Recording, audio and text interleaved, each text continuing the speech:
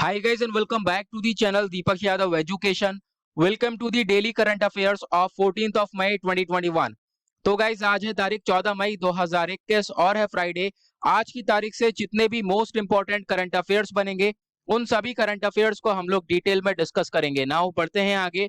और गाइज अगर आप लोग को इस लेक्चर का पीडीएफ चाहिए तो नीचे डिस्क्रिप्शन बॉक्स में आप सभी लोगों को टेलीग्राम का लिंक दिया गया है, वहां से जाकर आप लोग इस लेक्चर के पीडीएफ को डाउनलोड कर सकते हो। और अभी तक आपने इस YouTube चैनल को सब्सक्राइब नहीं किया है तो सबसे पहले सब्सक्राइब कर लेना और बेल आइकॉन प्रेस कर लेना। नाउ ये है मेरी Instagram ID Deepak Yadav education.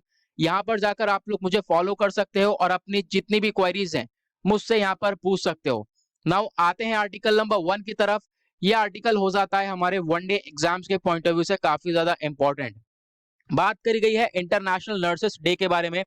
तो अभी इस डे को हमने 12 मई को सेलिब्रेट किया और इस डे को मिडवाइफ्स डे भी बोला जाता है। तो आपको ध्यान रखना है जो ये डे से रिलेटेड आर्टिकल होते हैं ये हमारे वनडे एग्जाम्स के पॉइंट ऑफ व्यू से हो जाते हैं इंपॉर्टेंट।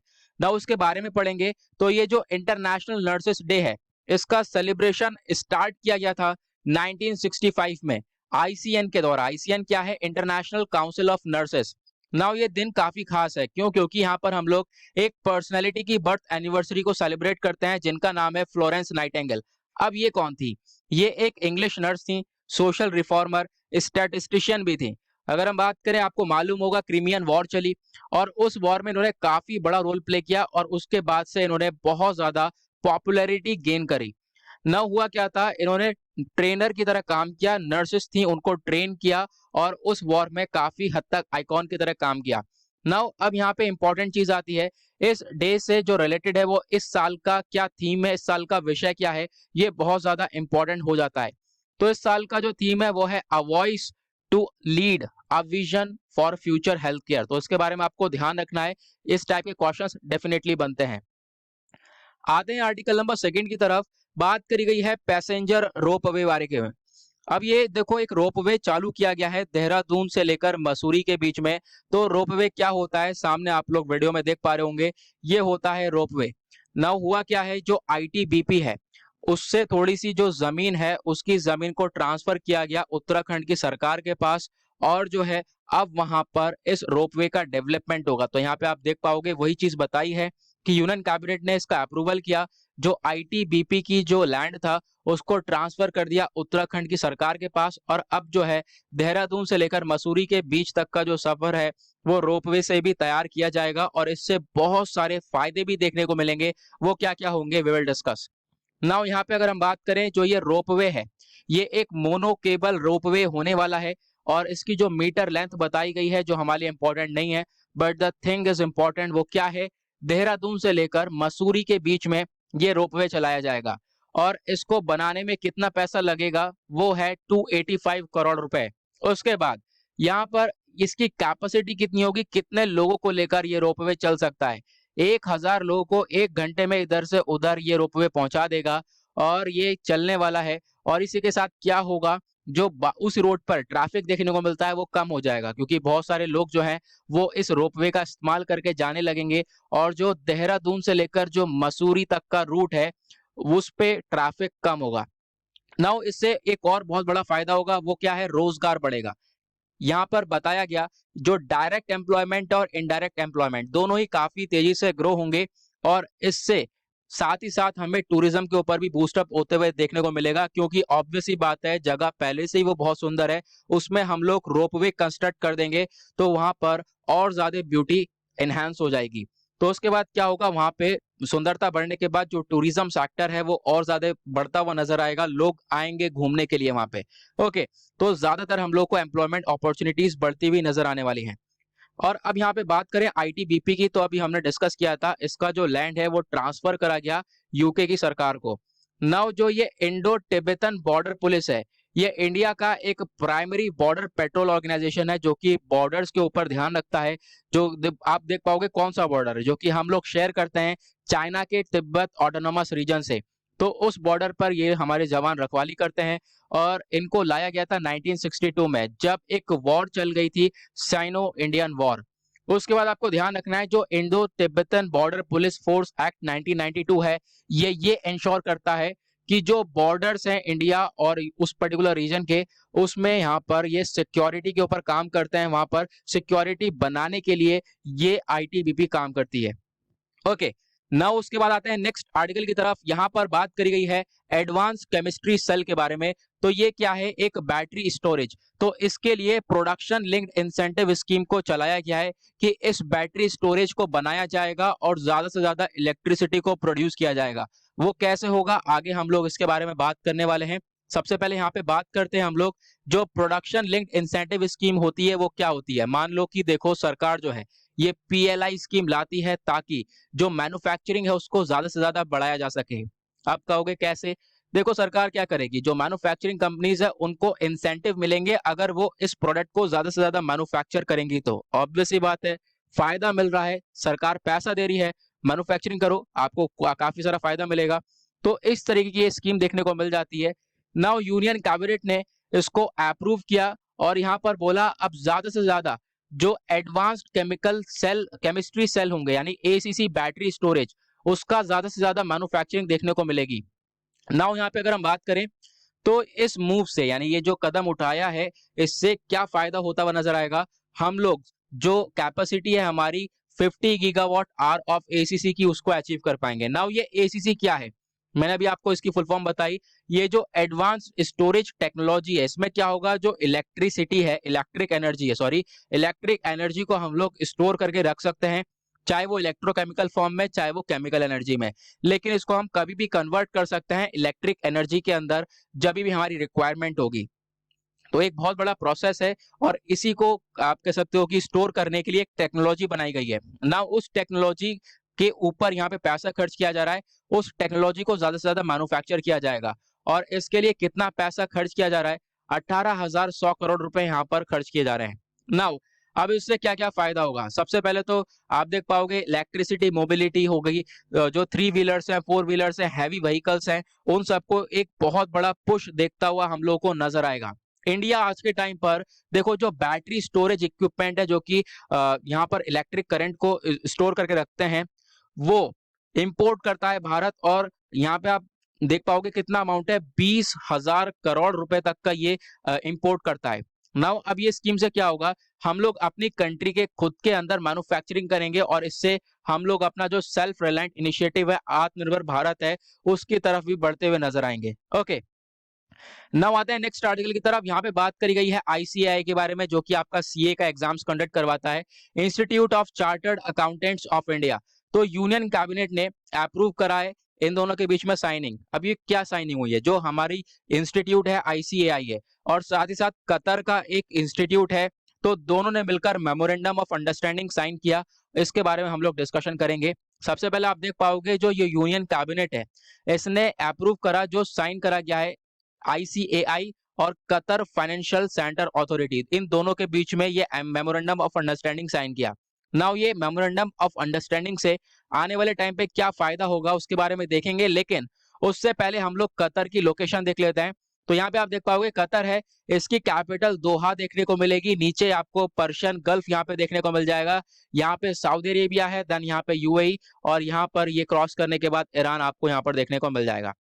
नाउ ये जो मेमोरेंडम ऑफ अंडरस्टैंडिंग साइन किया गया है, इसको अप्रूवल दे दिया गया है, इससे क्या होगा, जो कॉपरेशन है दोनों इंस्टीट्यूट्स का, वो काफी बढ़ता हुआ नजर आएगा। दोनों इंस्टीट्यूट्स मिलकर काम कर सकते हैं, अकाउंटिंग प्रोफेशन को और ज्यादा मजबूत कर सकते हैं। जैसा मैंने बताया, जो आईसीएआई इंस्टीट्यूट है ये आपका सीए का एग्जाम्स कंडक्ट करवाता है, तो फिर सीए करने के बाद जो मेन तो अकाउंटेंट ही होते हैं वो लोग, तो जो अकाउंटिंग प्रोफेशन है उसको और ज्यादा मजबूत किया जाएगा। एंटरप्रेन्योरशिप जो है वो काफी बढ़ता हुआ नजर आएगा। मेमोरेंडम ऑफ अंडरस्टैंडिंग से बहुत सारे बेनिफिट्स मिलेंगे हमारे मिनिस्ट्री ऑफ कॉर्पोरेट अफेयर्स को। साथ ही साथ जो ये इंस्टीट्यूट्स है दोनों ही तरफ के, जो कतर फाइनेंशियल सेंटर अथॉरिटी है और हमारा आईसीआई है, institute of chartered accountants of India, दोनों को ही बहुत सारे बेनिफिट्स मिलने वाले हैं इस मेमोरेंडम ऑफ अंडरस्टैंडिंग से।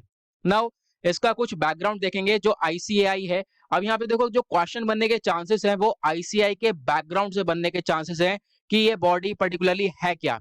तो इसकी फुल फॉर्म मैंने आपको बताई दी है। ये एक स्टैट्यूटरी बॉडी है जिसको बनाया गया एक एक्ट ऑफ पार्लियामेंट के थ्रू, और वो एक्ट कौन सा था, वो था द चार्टर्ड अकाउंट्स एक्ट 1949। अब इससे क्या हुआ, जो चार्टर्ड अकाउंटेंसी है उसके प्रोफेशन को यानी सीए के प्रोफेशन को लाया गया भारत के अंदर। ना उसके बाद अगर हम बात करें इसी तरीके से कतर फाइनेंशियल सेंट्रल अथॉरिटी है, ये भी एक लीगल एंटिटी है जिसको भी लॉ के बेस पर बनाया गया है, उसके बारे में बताया गया। Now ICI is the most important for us, okay, तो इसके बारे में ध्यान रखना। आधे नेक्स्ट आर्टिकल की तरफ, अगेन एक इंपॉर्टेंट आर्टिकल है, एनिमल कॉरिडोर्स इन काजीरंगा। देखो क्या हो रहा है, जो काजीरंगा नेशनल पार्क है आपको असम में देखने को मिलेगा, वहां पर बहुत सारे कॉरिडोर्स बने पड़े हैं। आज के टाइम पर उन कॉरिडोर्स में हो रहा है कंस्ट्रक्शन, खुदाई हो रही है, कंस्ट्रक्शन हो रहा है, ठीक है। तो इस चीज के ऊपर यहाँ पर यह मुद्दा उठाया गया, तो यहाँ पर उसी वजह से ये आर्टिकल न्यूज में है। तो आप देख पाओगे आसाम की बहुत सारी अथॉरिटीज हैं और यहाँ पर ये लोग जांच करने को कह रही है कि बहुत सारा फॉरेस्ट लैंड ऐसा है जहां पर खुदाई हो रही है, कंस्ट्रक्शन एक्टिविटीज चलाई जा रही हैं, और इससे जो ये कॉरिडोर्स हैं इनके ऊपर बहुत बुरा इफेक्ट पड़ेगा, जो ये एनिमल्स हैं इनके ऊपर बहुत बुरा इफेक्ट पड़ेगा। कैसे, वो हम लोग आगे देखने वाले हैं। सबसे पहले दो डिस्ट्रिक्ट्स हैं जो कि इस बड़े रास्ते को शेयर करते हैं, ठीक है। यहाँ पे आप देख पाओगे बहुत सारे कॉरिडोर्स देखने को मिल जाएंगे। जो 7 कॉरिडोर्स हैं वो यहाँ पे नाम बताए गए इनके, ये आपको नगांव डिस्ट्रिक्ट में देखने को मिलेंगे, और बहुत सारे कॉरिडोर्स हैं जो कि आपको गोलाघाट डिस्ट्रिक्ट के अंदर देखने को मिलेंगे। नाउ अब होगा क्या, देखो ये जो कॉरिडोर्स है ना, ये बहुत ज्यादा इंपॉर्टेंट होते हैं राइनोस के लिए, एलिफेंट के लिए, टाइगर्स के लिए, डियर्स के लिए, तो ये जानवर के लिए काफी ज्यादा इंपॉर्टेंट हो जाते हैं। इस कॉरिडोर के थ्रू क्या होता है, देखो काजीरंगा में ऐसा समय आता है जब बाढ़ आने लगती है, मानसून के समय पे बारिश होगी, बाढ़ आएगी, तो ये जानवर कहाँ जाएंगे, ये जानवर इस कॉरिडोर के थ्रू निकल जाते हैं दूसरे रास्ते पर। अब ये जो कॉरिडोर है वो इसी में हेल्प करता है, लेकिन अब इन कॉरिडोर के ऊपर कंस्ट्रक्शन चल रहा है, डिगिंग चल रही है, और भी बहुत सारे प्रोसेस चल रहे हैं। यहाँ पे आप देख पाओगे एक यहाँ पे ये आर्टिकल दिया गया जिसके अंदर बताया गया कि जो नगांव डिस्ट्रिक्ट के अंदर एक कॉरिडोर है जिसका नाम है कंचनजूरी एनिमल कॉरिडोर, यहाँ पर तो टी प्लांटेशन चालू कर दिया गया है, ओके, और उसी के साथ वाटर रिजर्वायर बनाया जा रहा है। तो बहुत सारा यहाँ पे पैसा खर्च करके कंस्ट्रक्शन हो रहा है, इससे एनिमल्स को काफी ज्यादा खतरा पहुंच सकता है। कुछ इंपॉर्टेंट इंफॉर्मेशन है, वो क्या है, जो काजीरंगा नेशनल पार्क है वो एग्जैक्टली कहाँ पे लोकेटेड है, तो जो आसाम है, आसाम का जो डिस्ट्रिक्ट है कौन सा, गोलाघाट, कार्बी एंगलोंग, नगांव डिस्ट्रिक्ट, यहाँ पर ये एग्जैक्टली लोकेटेड है। नाउ ये जो सेंचुरी है इसके अंदर आप देख पाओगे दुनिया के जो 1 हॉर्न हाइरोज राइनोज हैं, वो 1/3 राइनोज आपको इसी पर्टिकुलर नेशनल पार्क में देखने को मिलेंगे। 1 हॉर्न राइनोज कौन से होता है, जिनका एक सिंग होता है, जैसा आप लोग यहाँ पे सामने वीडियो में देख पा रहे होंगे। नाउ आते हैं एक और इंपॉर्टेंट आर्टिकल की तरफ, बात करी गई है नीति आयोग के प्रोजेक्ट के बारे में। तो ये जो नीति आयोग का प्रोजेक्ट है अभी हाल ही में लाया गया ग्रेट निकोबार आइलैंड के लिए। तो आपको मालूम होगा जो अंडमान निकोबार आइलैंड है, हाँ एग्जैक्टली वहीं की बात हो रही है कि जो ये निकोबार आइलैंड है यहाँ पर नीति आयोग डेवलपमेंट करने वाला है, एयरपोर्ट बनाएंगे और भी बहुत सारी चीजें बनाएंगे। अब यहाँ पे कंसर्न ये उठ रहा है कि देखो ये एयरपोर्ट वगैरह आप जो भी बना रहे हो चलो सही है, लेकिन इसके बाद वहां पे जो पॉपुलेशन रह रही है उनको प्रॉब्लम पड़ेगी, साथ ही साथ बहुत सारे टर्टल्स हम लोग को देखने को मिल जाते हैं, उनको दिक्कतें हो सकती हैं, ऐसा यहाँ पर बताया गया। जो एनवायरमेंट अप्रेजल कमिटी है इसने ये मुद्दा उठाया, ठीक है। यहाँ पर आप देख पाओगे जो ministry of environment, forest and climate change है, इसी का यहाँ पर आप कह सकते हो पार्ट है, तो इन्होंने मुद्दा उठाया, बोला कि देखो ये जो प्रोजेक्ट है ना, इससे बहुत सारी प्रॉब्लम्स क्रिएट होती हुई नजर आ सकती है हम लोगों को। नाउ सबसे पहले लोकेशन देख लेते हैं। तो आप देख पाओगे इंडिया का मैप है और नीचे ये सदर्न साइड आपको देखने को मिलेगा, और यहीं पर आपको इधर थोड़ा सा चलोगे तो अंडमान सी देखने को मिलेगा, यहाँ पर आपको निकोबार आइलैंड्स देखने को मिल जाएंगे, ओके। तो यहाँ पर उसी के बारे में बताया गया, और ये आप देख पाओगे ये जो आइलैंड है ना, ये वाला एग्जैक्टली ये है निकोबार आइलैंड, यहाँ पर डेवलपमेंट चल रहा है। नाउ अब जो ये कमिटी है जिसके बारे में मैंने आपको बताया, इसने फिलहाल तो अभी के लिए जो एनवायरमेंट इम्पैक्ट असेसमेंट है उसके लिए जारी करा है, कि मतलब यहाँ पर स्टडीज करी जाएंगी 3 महीने तक, यहाँ पर अच्छी तरीके से स्टडीज करी जाएगी कि कुछ बुरा इम्पैक्ट तो नहीं पड़ेगा इस प्रोजेक्ट का, तो उसके ऊपर यहाँ पर बहुत सारी चीजें क्रिएट करी जाएंगी, देखा जाएगा कि किस किस चीज के ऊपर इम्पैक्ट पड़ने वाला है इस प्रोजेक्ट का, किस किस चीज के ऊपर इम्पैक्ट नहीं पड़ेगा। नाउ ये जो प्रपोजल है इसके अंदर आप देख पाओगे बहुत सारी चीजें डेवलप करी जाएंगी निकोबार आइलैंड पर, जैसे कि इंटरनेशनल कंटेनर ट्रांसशिपमेंट टर्मिनल बनाया जाएगा, एक ग्रीनफील्ड इंटरनेशनल एयरपोर्ट बनाया जाएगा, पावर प्लांट बनाया जाएगा, टाउनशिप कॉम्प्लेक्स स्प्रेड बनाया जाएगा, और ये टाउनशिप कॉम्प्लेक्स बनाया जाएगा। ये कितने एरियाज में ये सब डेवलपमेंट किया जा रहा है, वो है 166 स्क्वायर किलोमीटर, और दूसरी तरफ अगर हम बात करें कितना खर्चा लग रहा है इसके अंदर, तो 75,000 करोड़ रुपए, 75,000 करोड़ रुपए का यहाँ पे खर्चा करके ये डेवलपमेंट किया जा रहा है। नाउ आते हैं आज के लास्ट आर्टिकल की तरफ। बात करी गई है वर्ल्ड फूड प्राइज के बारे में, तो ये किनको मिला है, ये क्वेश्चन आपसे पूछा जा सकता है। तो यहाँ पे आप देख पाओगे नाम है डॉक्टर शकुंतला हरिक सिंह थिलस्टेड, एक ग्लोबल न्यूट्रिशन एक्सपर्ट हैं ये। इनको ये वर्ल्ड फूड प्राइज मिला है, अभी इन्होंने ये जीता एक तरीके से कह सकते हैं। इन्होंने बहुत सारी रिसर्च करी किस तरीके से न्यूट्रिशन सेंसिटिव अप्रोच रखा है, मतलब एक्वा कल्चर और जो फूड सिस्टम है इससे क्या क्या फायदा हो सकता है। नाउ एक्वा कल्चर क्या होता है, जो पानी से रिलेटेड आपको जानवर देखने को मिल जाएंगे, फिशरीज वगैरह जो देखने को मिल जाती हैं, मछलियां जो देखने को मिल जाती हैं, तो यहाँ पर इनमें कितना न्यूट्रिशन है या फिर ये सारी चीजें हैं। तो फूड को लेकर काफी सारी रिसर्चेस करी गई हैं इन पर्सनैलिटी के द्वारा, और इनको इसी के लिए अवार्ड मिला है। नाउ अगर हम बात करें जो ये शकुंतला हरक सिंह थिलस्टेड हैं, इन्होंने काफी सारी रिसर्च करी, छोटी छोटी नेटिव फिश स्पीसीज रहती हैं बांग्लादेश के अंदर, उसके ऊपर रिसर्च करी, ठीक है। और डेवलपमेंट ऑफ न्यूट्रिशन सेंसिटिव यहाँ पे एक अप्रोच रखा, जो हमारा एक्वेटिक फूड सिस्टम है यानी मछलियां वगैरह जो भी हैं, है ना, उसके ऊपर यहाँ पे एक अप्रोच रखी, किस तरीके से जो है कंज्यूमर्स को यानी जो लोग खरीदने वाले हैं उनको एक बेटर फूड प्रोडक्ट मिल सकता है, उसके ऊपर यहाँ पे रिसर्च करी है कि किस तरीके से इनका मेन मकसद ये है कि एक न्यूट्रिशियस भरपूर खाना मिल पाए सभी लोगों को। नाउ इनके बारे में अगर हम जाने तो ये एक रहने वाली है एक तरीके से कहाँ की रहने वाली है, त्रिनिदाद टोबैगो की। और ये साथ ही साथ सिटीजनशिप कहाँ की है, ये सिटीजन कहाँ की है, डेनमार्क की सिटीजन है। इनका जन्म हुआ था 1949 में, कहाँ पर, एक कैरिबियन आइलैंड है त्रिनिदाद का, वहां पर इनका जन्म हुआ था। ओके, नाउ ये जो वर्ल्ड फूड प्राइज है इसके बारे में थोड़ा सा डिस्कशन करेंगे। सबसे पहले इस पर्टिकुलर प्राइज का मेन ऑब्जेक्टिव क्या है। देखो ये उन लोगों को मिलता है, उन इंडिविजुअल्स को मिलता है जिन्होंने, आप कह सकते हो, ह्यूमन डेवलपमेंट के ऊपर काम किया है, ह्यूमन डेवलपमेंट को और ज्यादा एडवांस किया है। कैसे, उसकी क्वालिटी को बढ़ाकर, क्वांटिटी अवेलेबिलिटी ऑफ फूड को बढ़ाकर। उसके बाद कुछ फील्ड्स कवर करी जाती हैं इसके अंदर, जैसे कि plants, animal, soil science, nutrition, ये सभी चीज इसके अंदर आ जाता है। रूरल डेवलपमेंट, जो भी बंदा अगर इन पर्टिकुलर सेक्टर्स के अंदर कंट्रीब्यूट करता है और काफी बेहतर कंट्रीब्यूट करता है, देन उसको यहाँ पर इस अवार्ड के लिए बुलाया जाता है।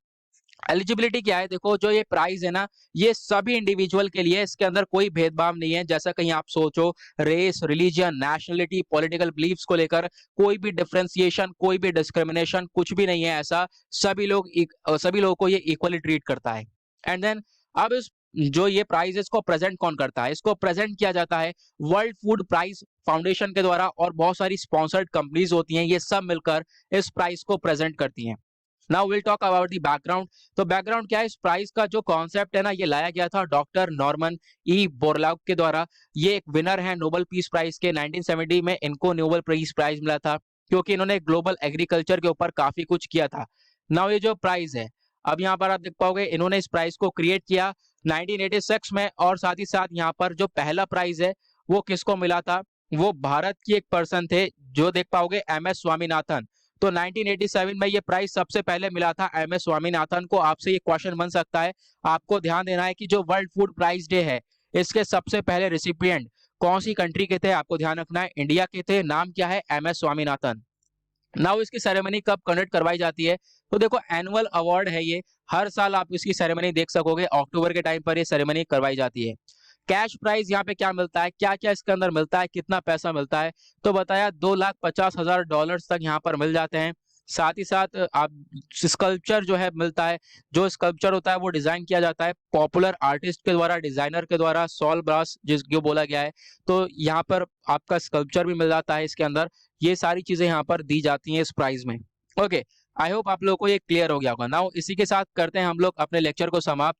सारे आर्टिकल्स क्लियर हो गए होंगे, और अपने नोट्स अगर आप बना रहे हो तो छोटे छोटे नोट्स भी बना सकते हो। ये जो वीडियो है ये मैं क्रिएट करता हूँ, ज्यादातर हिट करता हूँ यूपीएससी को, फिर उसके बाद हम लोग हिट करते हैं सारे वनडे एग्जाम्स को, ठीक है। तो कोशिश ये रहती है सारे पॉपुलर आर्टिकल्स को कवर किया जाए।